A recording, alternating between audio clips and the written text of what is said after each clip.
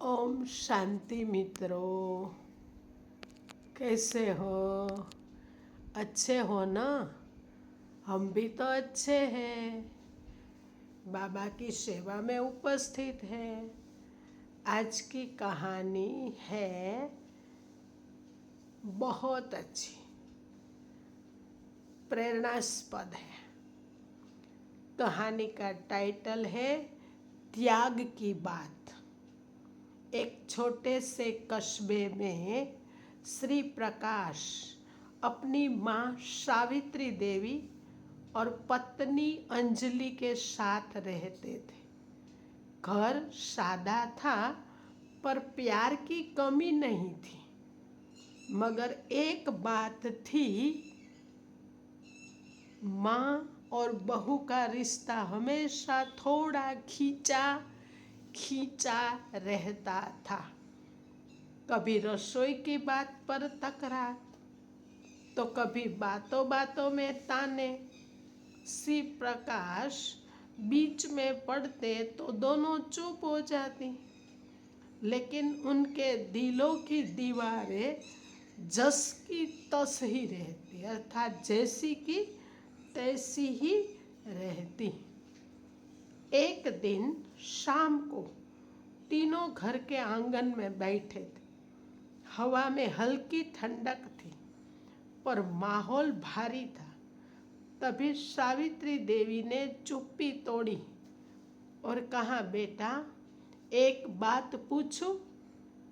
जी माँ, पूछिए।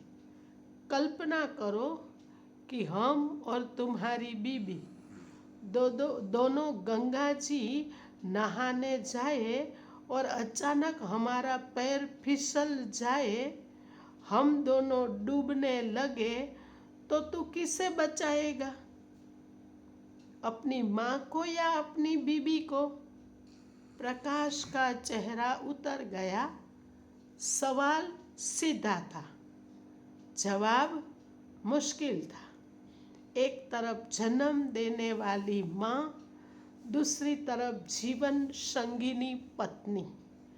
दोनों में से किसी को चुनना मतलब किसी का दिल तोड़ना। आंगन में सन्नाटा छा गया। तभी अंजलि ने धीरे से कहा, हे पतिदेव, आप हमारा धर्म श्रवण कुमार की तरह निभाना। डूबती हुई माँ और बीबी में से अपनी माँ को ही बचाना। माँ की ममता को मत जलाना। हमारा क्या है, हम तो जवान हैं, मौत से भी जूझ लेंगे। और हमें बचाने तो जिन्हें तैरना नहीं आता है वो भी कूद पड़ेंगे। सावित्री देवी की आंखें भर आई। उन्होंने अंजलि का हाथ थाम लिया। बिटिया, तूने तो मेरा हृदय जीत लिया।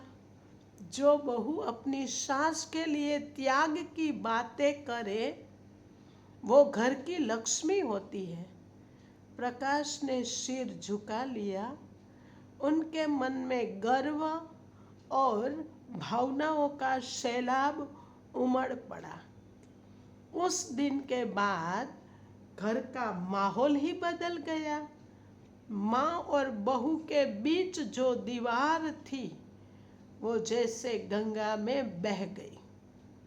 अब घर में रोज हंसी गूंजती है, रसोई से स्वादिष्ट खुशबू आती है।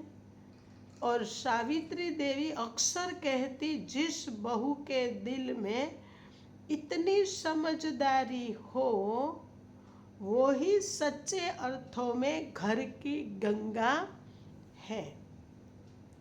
और श्री प्रकाश सोचते, कभी कभी एक कल्पना ही रिश्तों को नया जन्म देती है। अच्छा, स्वस्थ रहो, मस्त रहो। जो प्राप्त है वही पर्याप्त है। ओम शांति, ओम शांति, ओम शांति।